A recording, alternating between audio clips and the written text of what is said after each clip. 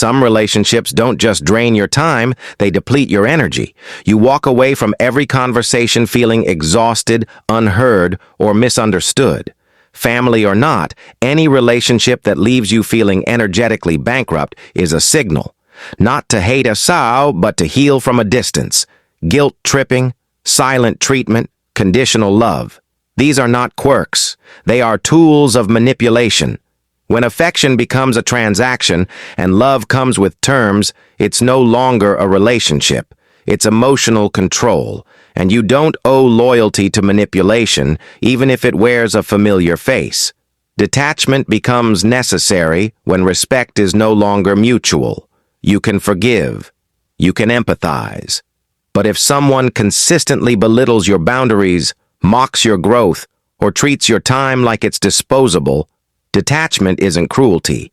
It's self-respect. As you grow, evolve, and heal, some people won't celebrate you. They'll compete. They'll criticize. They'll call you changed, as if that's a betrayal instead of progress. Not everyone will clap for your evolution. And that's okay. You weren't growing for their approval anyway. How many times have you replayed the same conflict with the same person, expecting something different? Detachment is sometimes the only way to break the loop, not out of anger but because you finally realized you can't heal in the same environment that made you bleed. When you start shrinking to keep others comfortable, you stop recognizing yourself. Detachment isn't just physical distance. It's reclaiming your identity. It's stepping out of roles, masks, and expectations that were never yours to begin with. You can love someone deeply, and still choose peace over their presence. Detachment doesn't mean you stopped caring. It means you finally started caring about your own well-being, and sometimes the most radical act of love, is letting go. Detachment is not resentment. It's not passive aggression. It's not ghosting or cutting people off to punish them. Real detachment is quiet, intentional, and grounded in self-respect. You are not rejecting a person. You're rejecting dysfunction, even if it comes from someone you love. You do not need permission to protect your peace, not from family, not from friends, not from society. If your emotional boundaries were violated, if your well-being was constantly second to someone else's comfort, you're not selfish for detaching. You're self-aware. Detachment begins inside. It starts when you no longer need their validation, their approval, or their attention. Observe their patterns. Accept them without trying to change them. Recognize that you can't carry both your healing and their dysfunction. That's not detachment out of anger. That's detachment rooted in maturity. Not every boundary needs to be announced. Some are simply decisions you make in silence. I want to, TM, emotionally invest in this person anymore. I want to, TM, explain myself to someone who refuses to listen. TM, I'll show up, but only as much as my energy allows. That's grace. That's quiet strength. Detaching doesn't mean you hate them. It means you stop offering parts of yourself that were constantly rejected, ignored, or misused. You can still wish them well.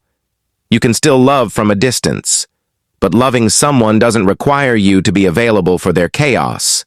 Guilt is what they taught you. Boundaries are what you're teaching yourself. You were conditioned to believe that closeness equals love, even if that closeness was toxic. But true love honors space, respects limits, and does not demand your self-betrayal. Let the guilt go. You're not betraying anyone by choosing peace. You don't owe explanations. You don't have to defend your detachment. The way you walk away says everything. No drama, no anger, no loud exits, just silence, distance, and dignity. Graceful detachment is not about making a point. It's about preserving your soul. Emotional detachment isn't weakness. It's the quiet art of reclaiming your power, without burning bridges or breaking yourself. What happens when you finally detach mentally, emotionally, and spiritually? Prepare for truth and transformation. At first, TM is not peace you feel. It's silence, and that silence can feel deafening. You might question yourself. You'll replay memories. You'll wonder if you made the right decision. That's normal. It's not regret, it's recalibration. You're stepping out of the noise and into yourself. When you detach from someone who once consumed your emotional world, you may feel a withdrawal, almost like grief, not because you lost them, but because you finally admitted to yourself they were never really present in the way you needed. This is grief for what should have been. Honor it, but don't romanticize the pain you left behind. Then, without warning, clarity begins to surface. You see the dynamics for what they were. You understand your role in tolerating it. You no longer crave their validation because you no longer need their permission to be free. Mental clarity is the first real reward of detachment. As space clears around you, space also clears within you. You start to notice your own patterns, why you overextended, stayed silent, or shrank. This isn't self-blame, it's self-study, and it's where real healing begins. Because now, you're not escaping yourself. You're facing yourself. Detachment teaches you that love is not meant to be draining, and loyalty should not come at the cost of your dignity. You stop confusing closeness with connection. You stop calling pain normal, and you finally understand love that hurts more than it heals isn't love. There's a quiet moment, and you'll know it when it comes, where you no longer feel anxious around them because you no longer feel anything. No resentment, no craving, just neutrality, stillness. That's not detachment out of numbness. That's detachment from chaos, and it's called peace. The most beautiful part of detachment is this. You return to yourself, the version of you that existed before the emotional confusion, before the manipulation, the guilt, the emotional labor. You begin to feel whole again, not because someone else finally showed up, but because you finally did. This is what happens when you detach. You lose noise and gain clarity. You lose chaos and gain peace. You lose them and find yourself. The first thing many people do when you detach is panic, not because they miss you, but because they lost the control they had over you. Suddenly, the emotional levers don't work. Guilt doesn't pull you back. Silence doesn't make you chase. And for some, that loss of power feels threatening. Your peace becomes their problem. You'll notice something strange. As you go quiet, they get louder. More texts, more calls, more guilt trips, sudden affection that wasn't there before. This isn't always love, it's disruption management. They're not responding to you. They're responding to the silence, because it forces them to look at themselves. And not everyone is ready to do that. People who relied on your compliance will question your character when you stop complying. Selfish. He changed. They, TM, are so cold now. No, you're not cold. You've just reclaimed your boundaries. And those who benefited from your lack of boundaries will often paint that as betrayal. Let them. When you detach, some will ignore it altogether. No conversation, no reflection, no apology. They'll act like everything's fine, as if you didn't just pull your energy back. This reaction reveals what they truly valued. Not connection, but convenience. Your presence was never appreciated. It was expected. And here's the surprise. A few will silently respect you more when you detach. Not everyone will say it, but some will finally see your worth, now that you're no longer handing it to them. Detachment clarifies your value, and real ones will notice, even if they never admit it. When the emotional supply runs out, some will circle back, just to see if the door is still open. They'll call it love. But watch closely. Is it really love, or just the fear of losing access to you?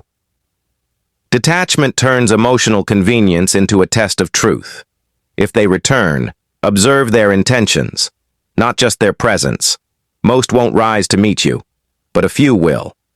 Detachment doesn't only remove, it refines. It filters out the noise and reveals those willing to grow, evolve, and respect your boundaries.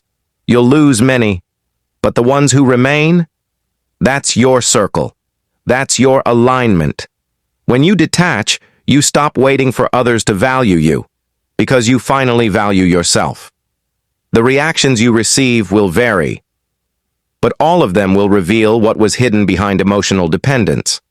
Real detachment is not about shutting down.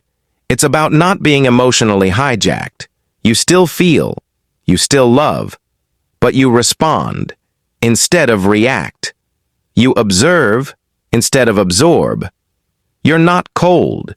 You've simply stopped letting chaos dictate your nervous system. Numbness happens when you stop checking in with you.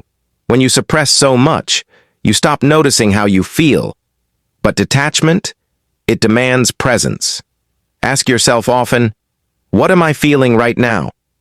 Am I avoiding or protecting? Is this peace or emotional shutdown? Self-awareness is your anchor. You're allowed to feel hurt. You're allowed to be disappointed. Detachment doesn't erase the emotion. It gives it space. Space to breathe. Space to be acknowledged without spiraling. You don't shut it off. You simply stop letting it control the steering wheel. Bitterness is a form of emotional residue, and if left unprocessed, it can mimic numbness. You may think you've detached, but you're just frozen. To stay emotionally alive, choose forgiveness, not for them, but for your own peace. Let go without hatred. Leave without a wound. Detachment doesn't mean you never open up again.